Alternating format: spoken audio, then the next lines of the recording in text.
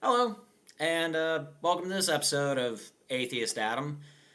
Um, so I just read the book The Stand by Stephen King. Yes, I listen to it on Audible, but anytime I use Audible and listen to a book, I'm gonna say I read it because that's essentially what I'm doing, but merely through a different medium. And I put in the title The Stand in quotations to specify that's the title of the book, not like stand is or review is or anything like that. Basically, it's to specify what's going on. So, yeah. Read the book. I love that book. It's way too dense. And there were times I was kind of drifting off, going, okay, Steven, I get it. You like the sunset. Or, I don't care what the cigarettes smelled like. Cigarettes all smell bad. I know the book was in 1990, and the whole cigarette thing was still kind of a controversy at the time. That doesn't change how I see it now. But the book itself, love the book. Love the story, love the characters. I love how he got rid of some of the characters. I watched an interview with him several years ago, but I didn't know it was about this book. And he's like, yeah, I was getting to the point where I just had too many characters, and I was like, you know what? Why don't I just kill them? So, set up a bomb and took out a couple of them. Not several, but enough where it's actually practical to do. And at that point, it was easily three-quarters of the way into the book, or it was well over halfway between three-quarters of the way into the book, where it's like, okay, at that point, you really can't remove characters because then you're having to start over from scratch. So yeah, I really liked that. Um, I like the fact that it's basically just one long loop throughout the country in terms of travel. Yeah, I know he made up a couple of things. Now, being from the Ozarks, the section that he dealt with the Ozarks, that is geographically accurate. It is. That is geographically accurate. And he's like, now before you get annoyed with me, like, I did research, but I had to make some things up so I can make the story more cohesive and blah, blah, blah, blah, blah. It's like, I don't care. Wakanda's not real, even though most of the stuff in Marvel Comics is. I mean, DC Comics is literally stupid named cities like Metropolis or Capital City or Coast City or Coastal City or whatever it is. It doesn't bother me if a place doesn't exist and you just put it into a book when that book is fiction. So that didn't bother me. And for the most part, everything lines up.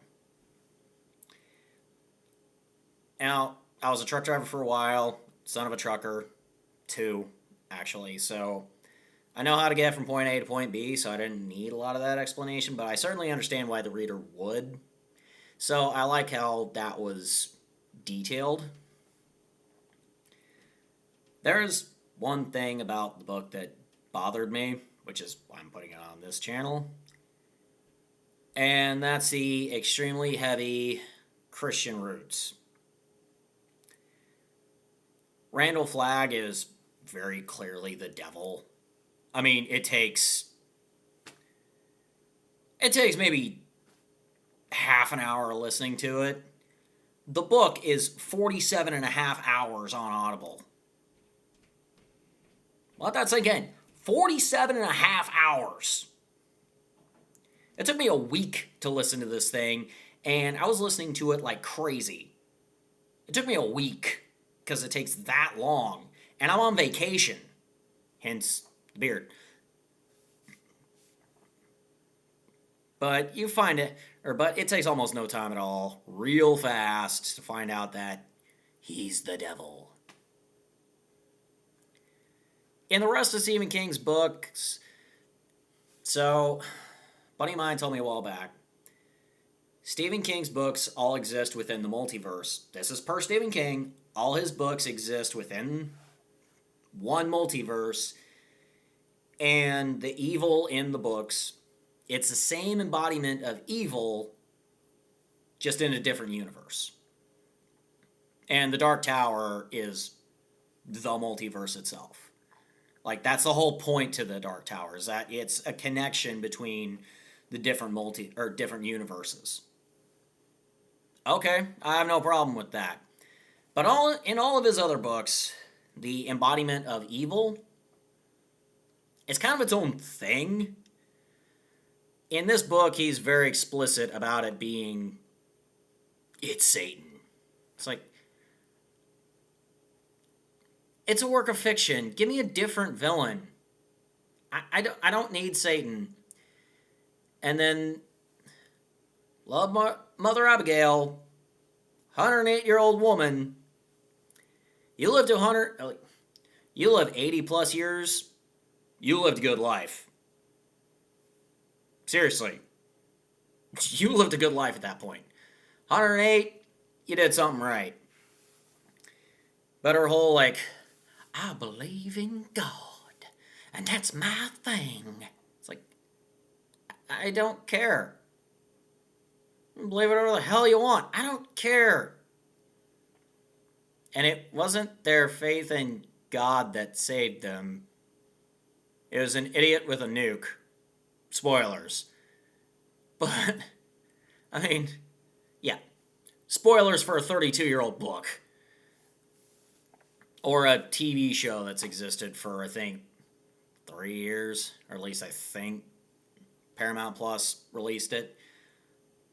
But it's like, now, I mean, don't get me wrong, everything did come together at the end, but it wasn't their faith that saved them. It was an idiot. And that may be the funniest irony of all. It was an unlovable idiot that saved them. I just felt the need to complain about that for a little bit, but the book itself was actually pretty damn good. Stephen King's my favorite author. I've been reading his books. I don't think I started reading them in high school. It was a little bit after that. What was that first book? I don't think it was The Running Man. Though, that is a damn good book. If for no other reason than it's a tragedy.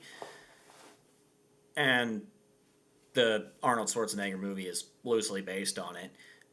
But, no, it's directly based on it in spite of how it really didn't translate.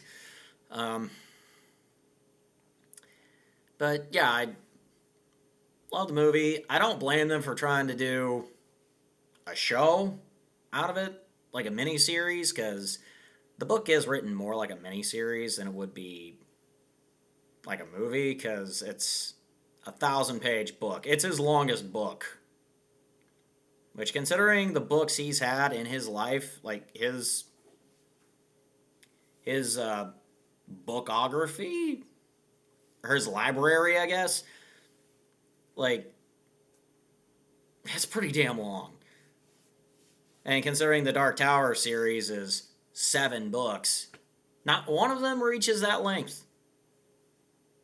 The 7th one is like 750 pages or something, but none of them are as long as The Stand. And I don't know that I would call the book that, but, like, I get it. And I really liked how it ended. Like, it comes full circle. And it's like, oh, that's pretty funny. Okay. That's dark. That's amazing. And he seems to know things that he's not supposed to know. And then he just, like, I am here to save you. It's like, okay. That was pretty badass. So, yeah, I mean, I like the main characters. I don't always have to have them live or, succeed in the end. And not all of them did on either front. But I did really like that book. It was a really good book. That's my review. As far as like a recommendation, if you've got time, you've got patience, I would recommend it. It's your preference whether you'd want to listen to it on like free books or Audible or something, or if you'd want to get a hard copy of it, which I wouldn't blame you, or if you want to get it on Kindle or something. That's up to you. I would recommend it. I think I gave it 5 stars on Audible, though I might have given it 4 looking back, maybe 4.5, because it is long. You have to want to do it.